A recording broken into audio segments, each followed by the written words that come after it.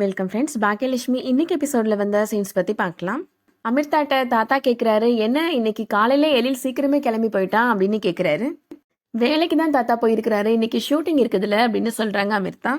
தாத்தா சொல்றாரு, அதுலயும் ஷூட்டிங் தானே பண்றாங்க, அவனுக்கு பிடிச்ச வேலை தான் அப்படின்னு சொல்றாரு. என்ன பிடிச்ச வேலையோ அப்படின்னு ஈஸ்வரி சொல்றாங்க. ஒழுங்கா இன்ஜினியரிங் படிச்சிருந்தானா ஒரு நல்ல வேலைக்கு போயிருக்கலாம்ல அப்படின்னு சொல்றாங்க பாட்டி. இந்த மாதிரி காலையில எந்திரிச்சு ஓட வேணாம்ல அப்படின்னு சொல்றாங்க. தாத்தா சொல்றாரு, படிச்ச வேலையை விட அவனுக்கு பிடிச்ச வேலையை பண்ணணும், அதுதான் முக்கியம் அப்படின்னு சொல்றாரு. ஏன் அவனுக்கே சப்போர்ட் பண்ணுங்க அப்படின்னு ஈஸ்வரி கோபப்படுறாங்க. பாக்கியா இப்போ அவங்க வராங்க. கேன்டீன் கான்ட்ராக்ட் எடுத்துருக்குறோம்ல மாமா, அதுக்காக சின்னதா பூஜை பண்ணி திறப்பு விழா பண்ணலான்னு இருக்கிறோம் அப்படின்னு சொல்றாங்க பாக்கியா. நாளைக்கு நாள் நல்லா இருக்கு மாமா, நாளைக்கே பூஜை போட்டு ஆரம்பிச்சிடலான்னு இருக்கிறோம் அப்படின்னு சொல்றாங்க பாக்கியா. நாளைக்கு காலையில 9:00 10:00 வரைக்கும் நல்ல நேரம் இருக்குன்னு சொல்லியிருக்கிறாங்க மாமா, அப்ப பண்ணிடலாம்ல அப்படின்னு கேக்குறாங்க. அதான் எல்லாமே நீயே முடிவு பண்ணிட்டியே அப்படின்னு சொல்றாங்க ஈஸ்வரி. அப்புறம் எதுக்கு அவர்கிட்ட கேட்குற அப்படின்னு கேட்குறாங்க. இல்லத்த இன்னும் முடிவு பண்ணலத்த அப்படின்னு சொல்றாங்க பாக்கியா. பாக்கியா மாமனார் சொல்றாரு, நல்ல நாளா இருந்தா பண்ணிட வேண்டியதானமா, என்ன பூஜை பண்ணி குத்து விளக்கு ஏத்தணும் அவ்வளவுதானே அப்படின்னு கேட்குறாரு. ஆமா மாமா அப்படின்னு சொல்றாங்க பாக்கியா. பாக்கியா சொல்றாங்க, நீங்களும் அத்தையும் விளக்கேத்தணும் மாமா, அதுக்கப்புறம் கான்ட்ராக்ட் கொடுத்தாருல கோடீஸ்வரன் சார், அவர் விளக்கேத்தணும், அதுக்கப்புறம் ராஜசேகரன் சார் விளக்கேத்தணும் அப்படின்னு சொல்றாங்க. நான்லாம் வரமாட்டேன் அப்படின்னு சொல்றாங்க ஈஸ்வரி. நீங்க வரலன்னா எப்படி அத்தை அப்படின்னு கேக்குறாங்க பாக்கியா. ஓ இஷ்டத்துக்கு எல்லாமே பண்ணுவேன், நான் எதுக்காக வரணும் அப்படின்னு ஈஸ்வரி கேக்குறாங்க. நான் வரவும் மாட்டேன், விளக்கேற்றவும் மாட்டேன் அப்படின்னு ஈஸ்வரி சொல்லிடுறாங்க. வீட்டுல இருக்க எல்லாரும் சேர்ந்து போனா தானே பாட்டி நல்லா இருக்கும் அப்படின்னு அமிர்தா சொல்றாங்க. நீ என்கிட்ட பேசவே பேசாத அப்படின்னு திட்டுறாங்க பாட்டி. பாக்கியா மாமனார் சொல்றாரு, நீ கவலைப்படாத பாக்கியா, கண்டிப்பா உன்னோட அத்தை வருவா அப்படின்னு சொல்றாரு. செல்லியன் ஜெனிட்ட கேக்குறாரு, உனக்கும் ஏன் வயசு தானே, அப்புறம் எதுக்காக நீ கிளவி மாதிரி நடந்துக்கிற அப்படின்னு சொல்றாரு. கொஞ்சம் கூட என்ன கண்டுக்கவே மாட்டேன்ற அப்படின்னு செல்லியன் சொல்றாரு. இதுக்கு நீ என்ன குழந்தையா அப்படின்னு கேக்குறாங்க ஜெனி. ஃப்ரெண்ட்ஸ் எல்லாருமே சொன்னாங்க, இந்த ஒய்ஃப் எல்லாம் அப்படிதான், நம்ம கல்யாணம் பண்ணி குழந்தைக்கு பிளான் பண்ற வரைக்கும் தான் நம்ம கூட க்ளோஸா இருப்பாங்க அப்படின்னு சொன்னாங்க. அதுக்கப்புறமா நம்மளை பத்தி கவலையே பட மாட்டாங்க அப்படின்னு எல்லாருமே சொன்னாங்க அப்படின்னு செல்லியன் சொல்றாரு. நீ அப்படி இருக்க மாட்டேன்னு நினைச்சேன், ஆனா நீ முதல்ல இருந்து அப்படிதான் இருக்கிற அப்படின்னு சொல்றாரு செல்லியன். என்ன நீ கண்டுக்கிறதே இல்லை அப்படின்னு சொல்றாரு செல்லியன். அமிர்தா எழில பாத்தியா, அவங்க கல்யாணத்துல எவ்வளவு பிரச்சனை வந்துச்சு, இருந்தாலும் அவங்க 2 பேரும் எவ்வளவு ரொமான்ஸா இருக்கிறாங்க தெரியுமா அப்படின்னு சொல்றாரு. ஆனா உனக்கு என் கூட பேசுறது கூட சலிப்பா இருக்கு அப்படின்னு சொல்றாரு. எனக்கு உன் கூட சேர்ந்து வாழ்றது ரொம்ப போரிங்கா இருக்கு அப்படின்னு சொல்றாரு செல்லியன். எந்த ரொமான்ஸும் இல்ல, எந்த அவுட்டிங்கும் இல்ல அப்படின்னு சொல்றாரு. நீ வீட்டுல நடக்கிற எதையுமே கண்டுக்க மாட்டேன்ற, நானும் அப்படியே இருக்க முடியும் போடா அப்படின்னு சொல்லிட்டு போயிடுறாங்க ஜெனி. அடுத்ததா பாக்கியாவோட ஸ்போக்கன் இங்கிலீஷ் கிளாஸ்ல நடக்கிறத காமிக்கிறாங்க. பிரேக் டைம்ல பாக்கியா எல்லாருக்கும் ஸ்வீட் கொடுக்குறாங்க. பழனிசாமிட்ட சொல்றாங்க, உங்களுக்கு பிடிக்கும்னு சொல்லி எக்ஸ்ட்ரா வேற எடுத்துட்டு வந்திருக்கிறேன் சார் அப்படின்னு சொல்றாங்க. பாக்கியா எல்லாருக்கும் அதிரசம் கொடுக்குறாங்க. பாக்கியாவோட கிளாஸ்மேட்ஸ் எல்லாரையுமே அவங்களோட கேன்டீன் இனாகிரேஷன் ஃபங்க்ஷனுக்கு இன்வைட் பண்றாங்க. எல்லாருமே கண்டிப்பா வந்துடுறோம் அப்படின்னு சொல்றாங்க. அடுத்ததா பாக்கியாவும் செல்வியும் போய் ராஜசேகர் சார் அந்த ஃபங்க்ஷனுக்காக இன்வைட் பண்றாங்க.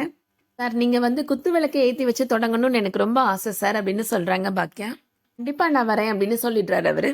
இந்த மாதிரி நீங்க இன்னும் நிறைய பிசினஸ் தொடங்கணும், நான் வந்து குத்து விளக்கு ஏற்றி வைக்கணும் அப்படின்னு ராஜசேகர் சார் சொல்றாரு. செல்வி சொல்றாங்க, உங்க வாக்கு பொண்ணா இருக்கட்டும் சார் அப்படின்னு சொல்றாங்க. சீக்கிரம் பழிக்கட்டும் சார் அப்படின்னு சொல்றாங்க. கண்டிப்பா பழிக்குமா அப்படின்னு சொல்றாரு ராஜசேகர் சார். அடுத்ததா ராதிகா வீட்டுல நடக்கிறத காமிக்கிறாங்க. தாத்தா வந்து இனியாட்ட நாளைக்கு உங்க அம்மாவோட கேன்டீன் திறப்பு விழா அப்படின்னு சொல்றாரு. கோபி ரொம்ப நக்கலா சொல்றாரு, அவன் என்ன ஹோட்டலா திறக்க போறா, ஆபீஸ்ல ஏதோ கேன்டீன் தானே திறக்க போறா, அதுக்கெல்லாம் எதுக்கு திறப்பு விழா அப்படின்னு கேக்குறாரு. ஹோட்டல்னா என்ன, கேன்டீன்னா என்ன, திறப்பு விழா கொண்டாட போறோம் அவ்வளவுதான் அப்படின்னு தாத்தா சொல்றாரு. ராதிகா கோபியோட அப்பாட்ட கேக்குறாங்க, அதுக்கெல்லாம் அலோவ் பண்றாங்களா அப்படின்னு கேக்குறாங்க. அலோவ் பண்ணாமலாம் நாங்க திறப்பு விழா வச்சிருக்கிறோம் அப்படின்னு அவர் சொல்றாரு. ராதிகா இப்போ கோடீஸ்வரன் சாருக்கு கால் பண்றாங்க. சார் நம்ம கேன்டீனுக்கு கான்ட்ராக்ட் கொடுத்துருந்தோம்ல, அவங்க என்ன திறப்பு விழா நடத்த போறாங்களா அப்படின்னு கேக்குறாங்க. உங்களையும் இன்வைட் பண்ணாங்களா அப்படின்னு அவர் கேக்குறாரு. என்ன சார் திறப்பு விழா அப்படின்லாம் சொல்றாங்க, கூட்டம்லாம் கூடும், இது ஆபீஸ்ல வேலை பாக்குறவங்கள பாதிக்கும்ல சார் அப்படின்னு சொல்றாங்க ராதிகா. சண்டே தானே ராதிகா, இன்னைக்கு ஆஃபீஸ்லாம் லீவு தானே, அவங்க என்னமோ பண்ணிட்டு போறாங்க அப்படின்னு அவர் சொல்றாரு. யாருக்கு நம்ம கான்ட்ராக்ட் கொடுத்தாலும் அவங்க சின்னதா பூஜை பண்ணிட்டு தானே திறப்பாங்க அப்படின்னு சொல்றாரு அவரு. மாதிரி தான் இவங்களும் பண்ண போறாங்க, அந்த ஃபங்க்ஷனுக்கு குத்து விளக்கு ஏத்துறதுக்கு என்னையும் கூப்பிட்டுருக்காங்க அப்படின்னு அவர் சொல்றாரு. இதை கேட்க தான் கால் பண்ணீங்களா அப்படின்னு அவர் கேட்கிறாரு. ஆமா சார் அப்படின்னு சொல்லிட்டு ராதிகா போனை கட் பண்ணிடுறாங்க. நாளைக்கு நான் என்ன ட்ரெஸ் போட்டு வருது தாத்தா அப்படின்னு இனியா கேட்குறாங்க. எனக்கு ஒரு புது ட்ரெஸ் வாங்கி கொடுக்குறீங்களா அப்படின்னு இனியா கேட்குறாங்க. அந்த ஃபங்க்ஷனுக்குலாம் போக வேணாம் அப்படின்னு சொல்லிடுறாரு கோபி. ஸ்டடீஸ்ல வீக்கா இருக்கிற படிக்கிற வேலையை பாரு அப்படின்னு கோபி சொல்றாரு. நாளைக்கு சண்டே தானே டேடி அப்படின்னு இனியா சொல்றாங்க. நீ போக வேண்டாம்னா போக வேண்டாம் அவ்வளவுதான் அப்படின்னு சொல்லிட்டு போயிடுறாரு கோபி. அடுத்ததா மார்னிங் இப்போ ஃபங்க்ஷனுக்காக எல்லா ஏற்பாடும் பண்ணிட்டு இருக்கிறாங்க. அமிர்தாட்ட பூஜைக்கு தேவையான எல்லா பொருளும் எடுத்து வச்சிட்டியாமா அப்படின்னு பாக்கியா கேட்டுட்டு இருக்கிறாங்க. எல்லாமே கார்ல எடுத்து வச்சிட்டேம்மா அப்படின்னு சொல்றாங்க அமிர்தா. செலியன் இப்போ அவங்க வராரு, நான் ஜிம்முக்கு போறேன் அப்படின்னு சொல்றாரு.